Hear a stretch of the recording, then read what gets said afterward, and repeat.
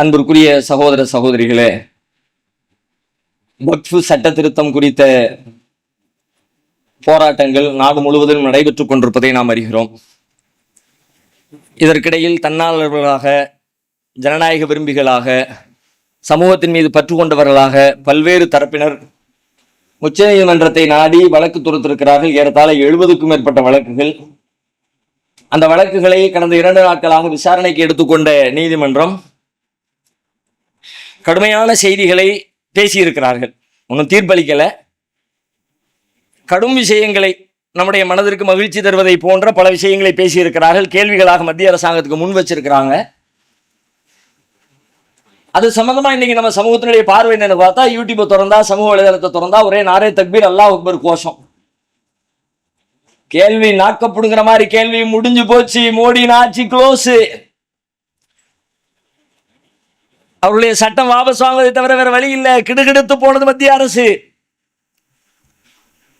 சொல்லலாமா? யாரு சொல்லுவாங்கன்னு கேட்டா, கடந்த ஒரு 50 ஆண்டு காலமாக முஸ்லிம்களுடைய வரலாற்றையோ, முஸ்லிம்களுடைய வழக்குகள் நீதிமன்றத்துக்கு சென்ற பொழுது நீதிமன்றங்கள் சொன்ன செய்திகள் குறித்தோ எந்த அறிவுமற்றவர்கள் வேண்டுமானால் இப்படி கொண்டாடலாம்.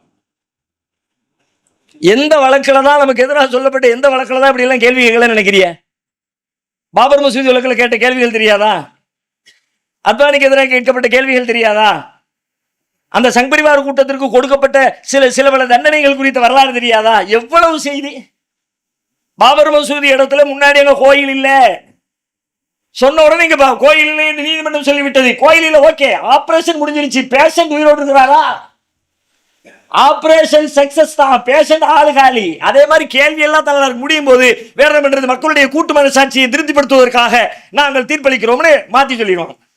இதுல என்ன சொல்வாங்கிறது அல்லாஹ் அறிந்தவன். நாம எதிர்பார்க்கிறோம், நம்பிக்கை வைக்கிறோம், ஒரு நீதி கிடைக்க வேண்டும் என்று எதிர்பார்க்கிறோம், அது ஓகே. ஆனா இதுவே ஒரு பெரும் விடை கிடைத்து விட்டதை போல, தீர்வு கிடைத்து விட்டதை போல கொண்டாடுறதே ஏற்றுக்கொள்ள முடியாது. அதை நோக்கி போராட வேண்டிய களம், இன்னும் போராட்ட களம் அதிகம் இருக்கிறது. நாம் செல்ல வேண்டிய தூரம் அதிகம் இருக்கிறது. எல்லா கேள்வியும் நல்லா தான் இருக்கிறது. இந்த விஷயத்தை வக்ஃபோர்டுக்கு வச்சிருக்க மாதிரி இந்த இதே விதியை நீங்கள் இந்த அறநிலையத்துறைக்கு கொண்டு வருவீங்களா? இந்து சமய நிறுவனங்கள் கொண்டு வருவீங்களா? இந்த அறக்கட்டளைகளுக்கு கொண்டு வருவீங்களா?